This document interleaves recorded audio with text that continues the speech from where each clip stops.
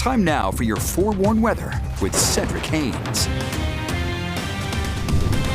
Good morning, everyone. As we take a look at our forecast today, things are slowly improving after what was a snowy Tuesday across the region. Here's a nice shot sent in here. This is from Fatima sending in this photo here from near the University of Utah. You can see all the fresh snow covering the trees in the background there. And of course, the U of U covered in that snow showing up out there. So thanks for sending that in. A beautiful shot there. Here's another good video shot sent in here from Bountiful, and you can see all the snow covering the branches on the trees. Yeah, that's a pretty thick covering of snow showing up out there. Notice, though, the roadways in the background looking pretty good. So our road crew's doing fantastic work yesterday, keeping those roads nice and clear. Here's a beautiful shot from Sugar House over towards the Sugar House Park yesterday.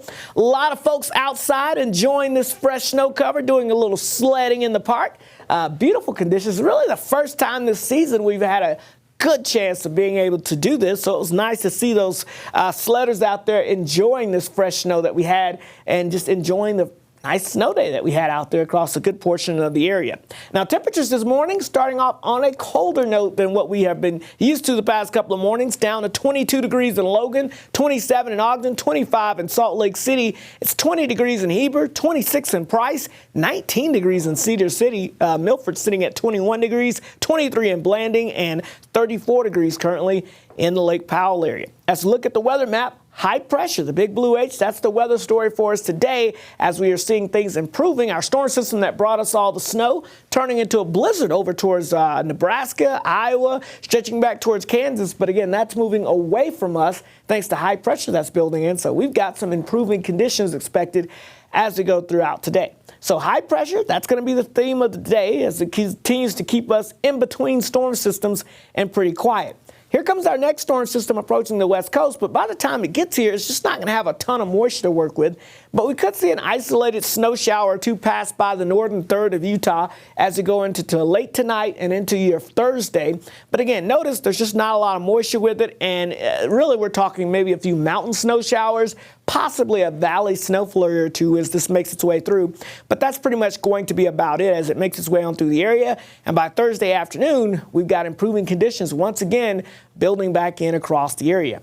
So let's look at the upper level futurecast. Here's the storm system that's turning into a pretty strong storm this morning, but that moves away. We get a brief bout of high pressure building in today, but here comes that first wave for your Thursday. But notice the storm track way up into Montana. So that means that we're talking about being on the very edge of this system here, clipping us on Thursday. And we'll see another one of these moving on through by Saturday, again, way up near Canada, but it may clip us, giving us an isolated shower or two.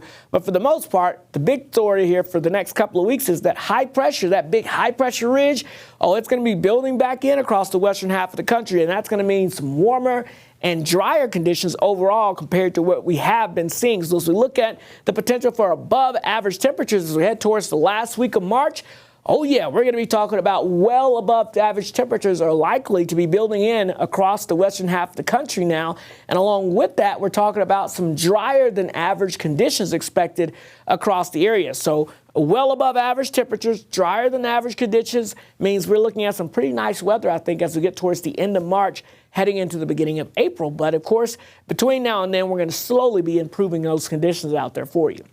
St. George, how about highs in the upper 50s today with lots of sunshine? We'll be in the mid-60s for your Thursday, officially bringing in spring with some nice spring-like conditions. We'll be in the 70s for your weekend, and we're looking at those temperatures into the low to mid-80s by the time we get towards the beginning of next week. The Wasatch Front, we're going to be looking at those mid-40s today, upper 40s tomorrow with a few isolated snow showers, and then notice a few rain showers are possible on Saturday. Otherwise, we're looking at some improving conditions heading into the beginning of next week.